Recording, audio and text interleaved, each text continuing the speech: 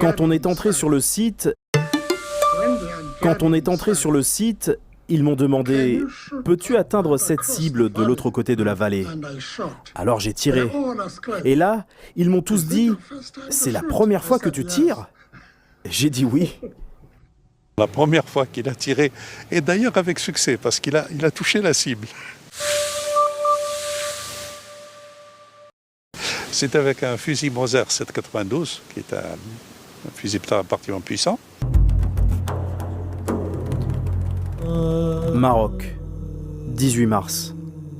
Nous quittons Rabat pour le village frontalier d'Oujda, quartier général de la révolution algérienne au Maroc. Nous avons pris le train et sommes arrivés à 8 h du matin, le 19 mars. 19 mars, Oujda. Un officier nous attendait à la gare et nous conduisait aussitôt au quartier général où nous sommes accueillis par Abdelouma, chef de la section politique. Il se tourne vers moi, je le salue évidemment, et il me dit « J'ai tellement heureux d'être avec mes frères algériens ».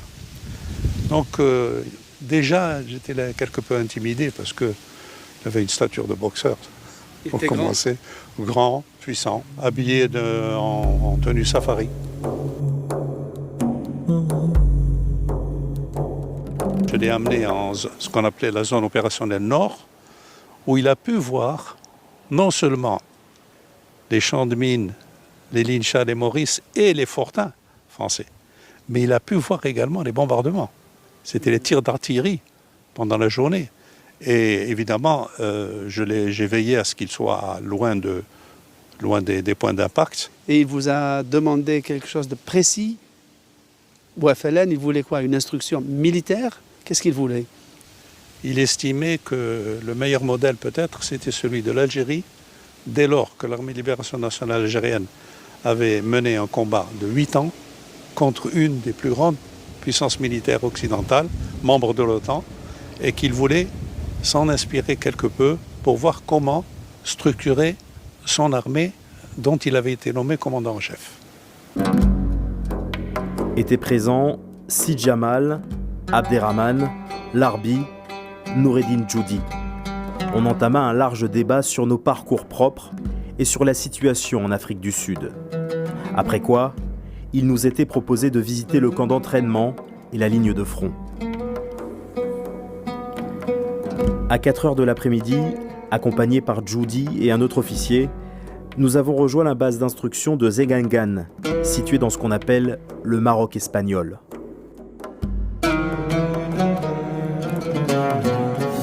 Le point final de la visite, c'était de l'emmener dans un camp d'instruction. Et dans ce camp d'instruction, pour la première fois, on lui a appris à manier des armes de guerre. Évidemment, comme il passait assez peu de temps avec nous, son instruction militaire a été limitée à apprendre l'usage des armes de guerre, les différents types de mines, quels étaient leur impact sur les combattants, etc. Donc, c'était pas une formation en profondeur, proprement dit. C'était une instruction générale qu'un futur dirigeant d'une armée se doit de connaître. C'est une information de base. Est-ce qu'il vous a fait l'impression déjà d'un chef, d'un meneur d'hommes, qui laissait entendre qu'il allait jouer un grand rôle dans l'histoire ou pas? Bon, on ne pouvait pas à l'époque, on ne pouvait pas imaginer qu'il deviendrait un jour une icône de cette dimension, mais déjà il donnait l'impression d'être quelqu'un qui était capable de mener, capable de diriger, aussi bien politiquement que peut-être sur le plan de l'action. Et déjà, l'Algérie lui a dit « aucun problème, nous vous accorderons tout ce que vous souhaitez parce qu'il ne s'agit pas de vous aider. Votre combat est le nôtre. » Sid Jamel, le commandant du camp, nous fit visiter le musée de l'armée, qui renfermait une intéressante collection d'armes, depuis celles qui ont servi à déclencher l'insurrection du 1er novembre 1954 jusqu'aux équipements les plus récents. Il était hébergé où? Dans une ferme d'orangers qui appartenait à un citoyen algérien donc qui servait quelquefois même de passage à des combattants. Et c'était pour assurer sa sécurité. Il n'était pas question que l'on sache qu'il nous avait contactés. Pourquoi? Pour une raison très simple, c'est que nous savions que depuis qu'il avait quitté l'Afrique du Sud, qu'il était pisté par le boss des services secrets sud-africains et que j'avais reçu personnellement des instructions très strictes en disant attention si son identité est révélée.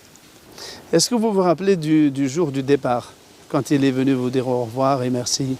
Je me souviens simplement de l'avoir accompagné. On l'a accompagné jusqu'à la gare pour lui dire adieu. Mais tout ça, vous voyez, on ne pouvait pas. On était obligé de faire les choses dans la plus grande discrétion. On nous emmena au théâtre, où des soldats jouèrent de la musique et des sketchs. Les 2 sketchs exprimaient une propagande contre la domination française en Algérie. Après le show, nous sommes revenus à la base pour dormir. 20 mars. Le programme continue. On avait organisé une parade dans une base arrière qui s'appelait la base Ben Mehdi. Et il y avait un officier du nom de Soudani qui était très compétent et qui dirigeait, qui a fait des opérations sur lesquelles je ne peux pas parler maintenant, mais qui dirigeait la section. Et ce n'était pas calculé, c'était tout simplement parce que c'était sa section.